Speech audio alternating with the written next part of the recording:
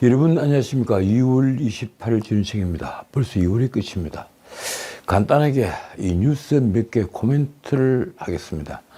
민주당 주도로 명태균 특검법이라는 또 다른 특검법이 이 국회 본회의를 통과했습니다. 벌써 몇 번째입니까? 제 기억으로는 25번째입니까? 아마 이재명의 뜻대로 헌법재판소가 윤석열을 만장일치로 파면을 하고 이른바 조기 대선이 펼쳐진다면 여당에서 큰 꿈을 꾸고 있는 사람들을, 후보들을 일거의 지옥으로 보낼 수 있는 법이 바로 이 명태균 특검법입니다. 이 특검은 윤석열 대통령 부부가 국민의힘 공천에 부정 개입을 했다는 혐의를 넘어 전국적으로는 명태균이 개입을 했다는 국민의힘 공천 전반을 모조리 살필 수밖에 없기 때문입니다. 공천 개입은 민주주의를 파괴하는 행위다. 우리 다들 이렇게 말들을 하죠. 이 원칙을 관철하려면 비명 행사로 이재명 일극체제를 만든 민주당 공천은 왜 문제 삼지 않은가요?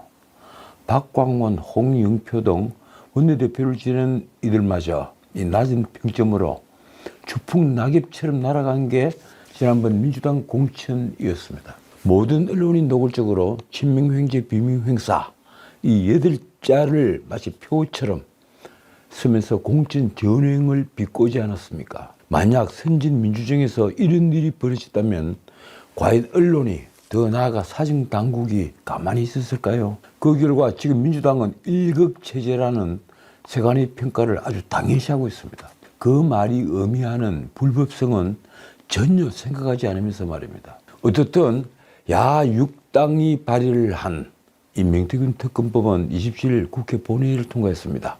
재석 274, 찬성 182, 반대 91, 기권 1. 국민의힘에서 단 한 사람, 김상욱 한 명이 찬성표를 던졌습니다.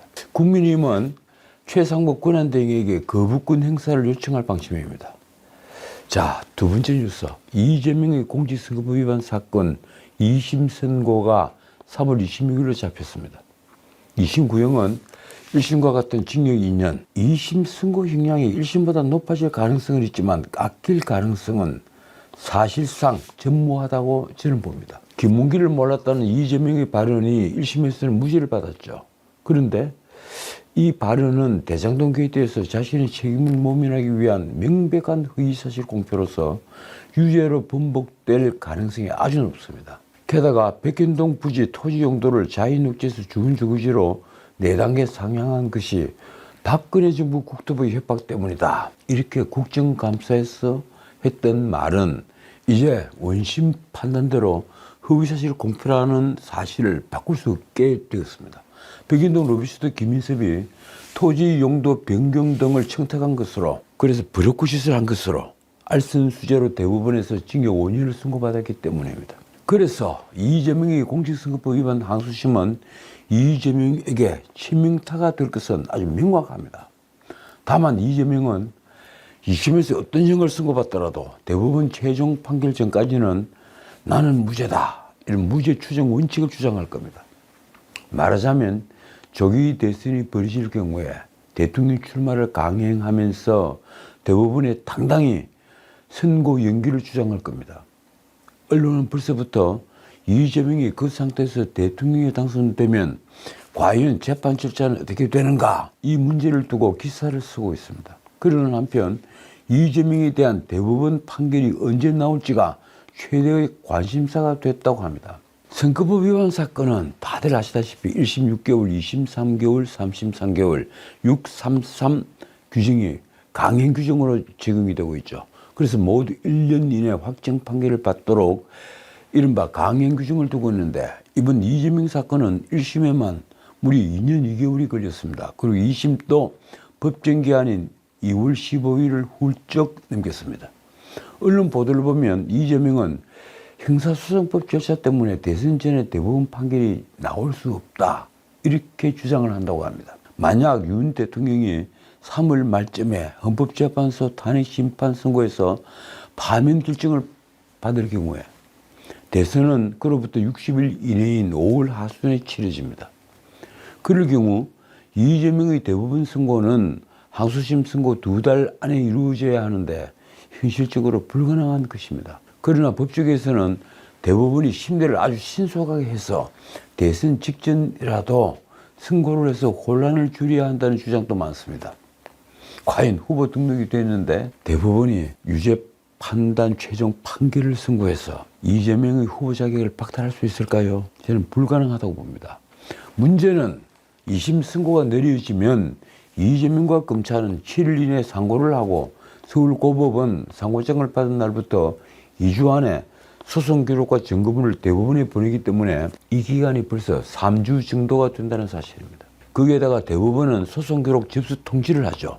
그런데 이재명은 지난번 항소심에서도 2차례나 이 폐문 부재 등의 이유로 소송 서류 송달을 회피한 적이 있습니다. 서류가 왔는데 받지 않았죠. 결국 법원 집행관이 직접 국회의원회관 사무실을 찾아가서 9일 만에 송달을 했습니다. 어쨌든 이재명은 그 통지를 받은 날부터 20일 이내 상고 이유서를 제출하게 됩니다. 그리고 검찰은 상고 이유서를 받은 뒤에 답변서를 내야 합니다. 통상 이런 절차를 마친 다음에 대법원은 주심 대법관을 배정해서 심리를 시작합니다. 말하자면 이재명이 제출기한 등을 꽉 채워 시간을 주면 이 절차에만 적어도 또 한 달 정도 시간이 걸리는 것입니다. 그러나 2심에서 이재명이 피선거권 박탈령을 받게 되면 과연 민심이 이재명이 대선 출마를 허용할까요? 저는 여기에 대해서 의문을 갖고 있습니다. 대한민국 국민이 그렇게 바보들이 아닙니다. 저는 플랜 B가 없는 민주당 때문에 이재명이 출마를 할 수는 있겠지만 민심은 이재명을 외면할 것이라고 믿습니다. 자, 또 다른 문제입니다. 헌법재판소가 27일 최상목 대통령 권한대행이 40여의 헌법재판관 임명을 보류한 것은 헌법재판소 구성군 침해라고 판단했습니다. 솔직히 저는 이 결정을 보면서 정말 화가 났습니다. 헌법재판소에 마지막으로 가지고 있던 기대가 무너진 겁니다. 사실상 최상목이 40여를 임명해야 한다고 헌법재판소가 결론을 낸 겁니다. 다만 내부적으로 우은식이 국회 의결을 거치지 않고 권한쟁의 심판 청구를 한 것은 잘못됐다는 의견이 그나마 3분이 있었습니다. 문영배 등 나머지 헌법재판관들 5명은 우은식이 국회 의결 없이 권한쟁의 심판 청구를 했기 때문에 정부인 적격이 없어 각하를 하야 함에도 불구하고 지난 2월 3일 갑자기 변론을 재개를 했죠. 그날 선고를 하겠다 이랬다가 2시간 전에 변론 재개를 합니다. 이렇게 다시 통보를 한 겁니다. 국회는 40여 임명촉구 결의안이라는 것을 그 희한한 결의안을 그 뒤에 통과를 시킨 후에 그것으로 국회 의결 절차를 보완을 했다고 합니다. 그런데 그런 임명촉구 결의안이 결코 국회 의결 절차를 보완할 수는 없습니다. 헌법재판소가 과연 이래도 되는 것입니까? 헌재가 청구인 적격이 없는 것을 눈 감은 것은 결국 윤 대통령 탄핵 심판 결정에 40억이 필요하기 때문이 아니겠습니까? 만약 그렇다면 헌법재판소는 정치에 놀아나는 옥토각시에 지나지 않는 존재가 됩니다. 어쨌든 헌법재판소는 이런 비판에서 벗어날 수가 없습니다. 이번 40억에 대한 헌재의 결정은 적정 절차, 듀 프로세스를 벗어난 절차적 흠결과 졸속재판 등 논란을 키우는 판결이다. 어쨌든 헌법재판소는 우원식이 최상목을 상대로 낸 40억 임명보류 권한쟁의 심판 청구를 우선은 재판관 전원 일치로 인용을 했습니다. 이 최상목 권한쟁의 국회가 작년 12월 26일 헌재재판관으로 선출을 했던 40억을 임명하지 않은 것은 헌법에 의하여 부여된 국회의 재판관 선출을 통한 헌재 구성권을 침해한 것이다. 헌재 구성권을 침해한 것이다. 국회 측은요, 이 40억을 즉시 재판관으로 임명해야 한다는 지위 확인 여부도 헌재에 물었습니다. 그런데 헌법재판소는 이 부분에 대해서는 각하 결정을 했습니다. 헌재는 국가기관 간의 권한 침해 여부를 확인하고 판단을 할 뿐 특정 개인에 대해 법적 지위와 행위를 헌법재판소가 결정할 수는 없다. 이렇게 결정을 한 겁니다. 취지가 그런 겁니다. 어쨌든 헌재의 결정은 아주 놀라운 일입니다. 국회가 권한쟁의 심판을 청구를 하자 헌재는 아무런 준비 절차 없이 권한쟁의 심판을 지난달 20일 변론기일을 딱 열어놓고 1시간 20분 만에 사건을 종결해버렸습니다. 그리고 그 이틀 뒤에 2월 3일 날 선고하겠다 이렇게 통보를 했죠. 그런데 내부적으로 평의를 하면서 국회 의결이 없으니까 각하 대상이 아니냐 이래서 고성이 문 밖으로 흘러나왔다 이런 얘기가 떠돌았습니다. 그리고 변론 재개가 됐습니다. 현재는 최상목 권한대행 측이 신청한 여야 합의 관련 정의신문을 기각하면서 졸속시민 논란 또 불거졌습니다. 자, 그런데 우은식이 국회 의결 없이 국회 이름으로 권한쟁의 심판을 청구한 점이 청구인 직격이 없다 해서 이렇게 논란이 되긴 됐는데 이걸 당연히 각하 결정을 해야 됨에도 변론 재개를 다시 한 겁니다. 법조계는 당연히 청구인 직격이 없으니까 변론 재개는커녕 각하를 하면 된다고 주장을 했습니다. 말씀드렸다시피 헌법재판소는 이 사건 선고일 당일, 그래 2월 3일 당일 2시간 전에 선고를 연기했습니다. 그리고 변론 재개를 통보했죠. 결국 문영비를 포함한 재판관 5명은 국회 본회의 의결 없이도 국회의장이 대표로 권한쟁의를 청구할 수 있다. 이렇게 결정을 했습니다. 현재 결정문 내용이 이렇습니다. 국회를 대표하는 국회의장은 국회의 권한이 침해받고 있는 데 대한 방어적 행위로 권한쟁의 심판을 청구할 수가 있고 별도의 본회의 의결은 필요하지 않다고 보는 것이 타당하다. 이 무슨 지나가는 개가 웃을 얘기입니까? 어떻게 헌법재판소가 이렇게 무너지는가요? 그러니까 민주당이 마흔역 임명촉구 결의안을 내서 그것으로 보완을 해달라 이렇게 했는데 차마 그것으로 보완은 못하고 우원식이 그냥 국회의장이니까 대표로 해도 된다 이렇게 엉터리 결정을 내린 겁니다. 그러나 정영식, 김복경, 조한창 재판관은 별개로 의견을 냈습니다. 이 별개 의견 이게 뭔가 찾아봤더니만 전체 결론에는 동의를 하지만 그 근거가 다를 때 기록으로 남겨놓기 위한 것이라고 합니다. 내 이름을 더럽히기 싫으니까 난 기록으로 남겨놓겠다. 별개의 의견으로 이른바 보수 쪽에 선 세 분이 반대 의견을 쓰긴 쓰는데 그건 소수 의견과는 다릅니다. 정면으로 반대 의견을 내는 소수 의견은 이 별개 의견과는 다른 것입니다. 세 재판관의 의견은 이렇습니다. 권한쟁의 심판 청구에 관한 본회의 의결이 필요한지 여부는 이 부분 심판 청구의 절차적 적법성에 관한 문제다. 따라서 해명을 한다고 해서 적법성을 인정한다면 국회의장이 사안의 중대성을 제릿대 삼아 단독으로 행동하는 위헌위법적인 상황이 앞으로도 반복될 위험이 있다. 쉽게 말해서 임명촉구 결의안 같은 것으로는 해결될 수 없다. 이걸 완곡하게 표현한 겁니다. 어떻든 정치판의 최대 관심은 이제 헌법재판소가 내릴 윤 대통령 탄핵 심판 결정문입니다. 자, 40역이 임명되느냐 안 되느냐 여기에 따라서 탄핵 심판 결정문이 어떻게 결정될 것인가 좌우될 것으로 저는 봅니다. 그렇지 않으면 40역의 임명을 이렇게 서둘 리가 없죠. 솔직히 지난 한 보름 동안 40역의 맞자도 나오지 않았습니다. 저는 이미 방송과 유튜브를 통해 이번 헌법재판소의 탄핵 심판 과정은 불법과 불법이 대해진 사상 최악의 야만의 법정이라고 말씀을 드린 바 있습니다. 아무리 윤석열이 밉더라도 그는 대한민국 대통령 선거를 통해 선출된 대통령으로 국가원수로 이 민주적 정당성을 가진 사람입니다.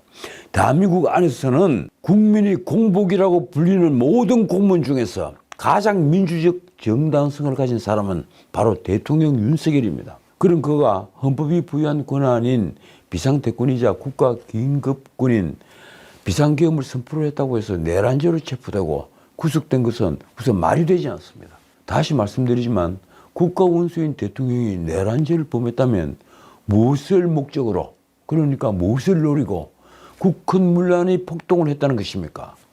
그동안 국회 절대 다수를 차지한 민주당 등 야당은 드러내놓고 윤석열을 끌어내리자며 특검 법안과 탄핵소추안을 연속해서 발의하는 등 국가의 기능을 마비시켜 왔지 않습니까?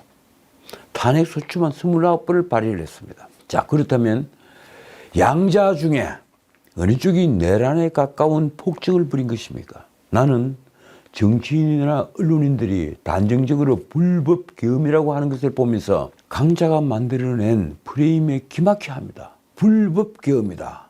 이 계엄이라 단순히 비상계엄이다 이런 식의 객관적 표현을 쓰지 않고 앞에 불법이라는 수식어를 갖다 붙였습니다. 그래서 신문에 따옴표도 붙이지 않고 그냥 불법계엄이라고 대문짝만하게 쓰고 있습니다. 그들 대부분은 법률을 공부한 바가 없고 더더구나 헌법이 정한 비상대권을 공부한 바가 없는 이들입니다. 제가 지난 방송에서 말씀드린 미국 트럼프 대통령의 면책 특권 같은 것을 읽은 적도 없을 겁니다.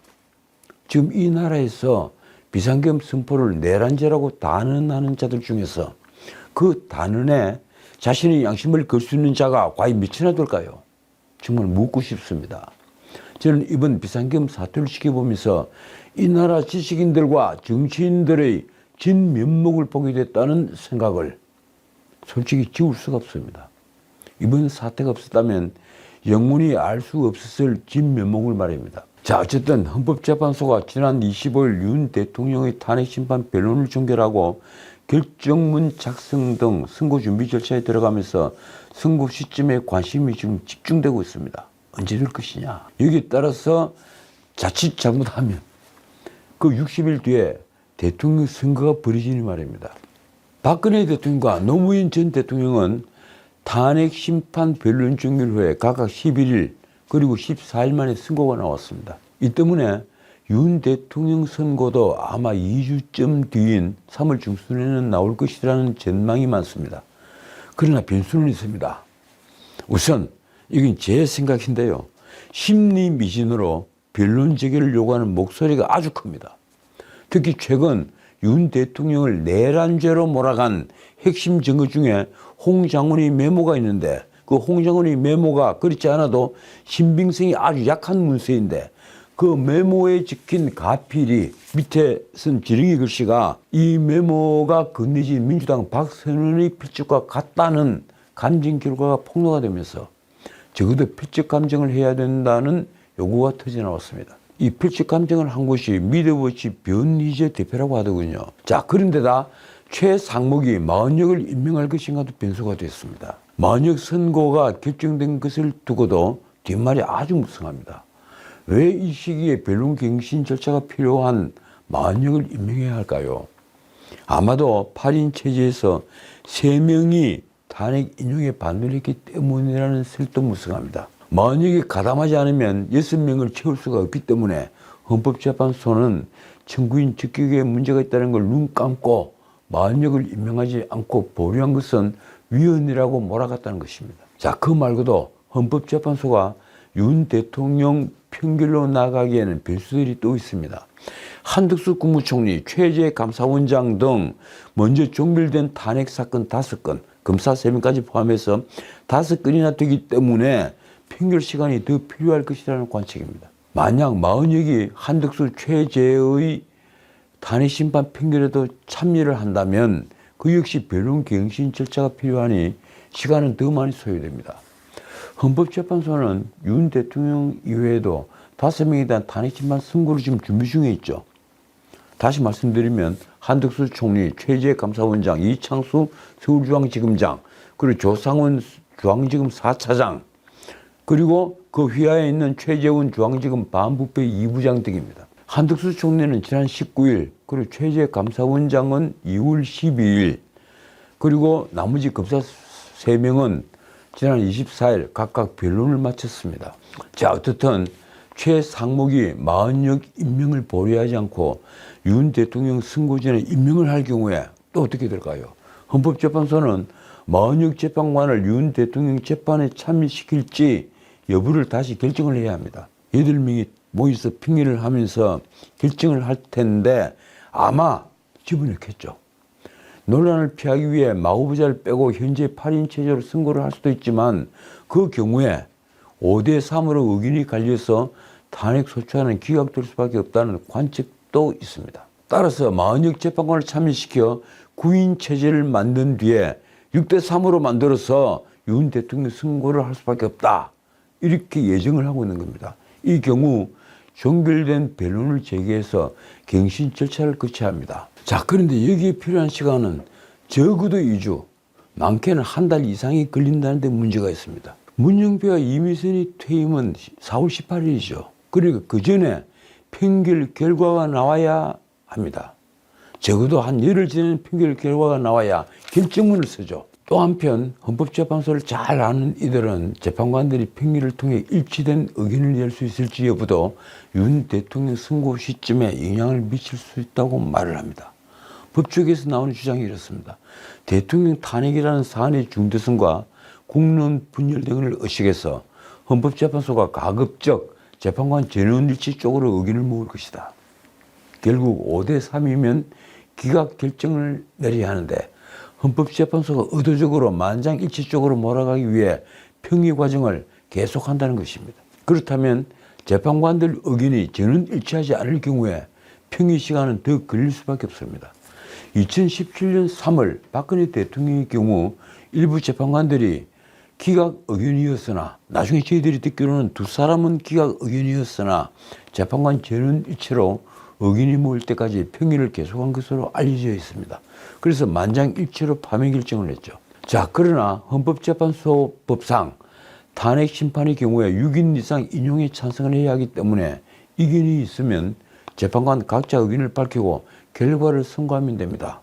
저는 적어도 5대3으로 기각 결정이 내릴 것으로 믿고 있습니다. 자, 오늘은 여기까지입니다. 우리는 한 사람의 진면목을 볼 때가 있습니다. 어떤 일의 중요한 고비에 그 사람은 자신이 감추어온 모든 것을 드러냅니다.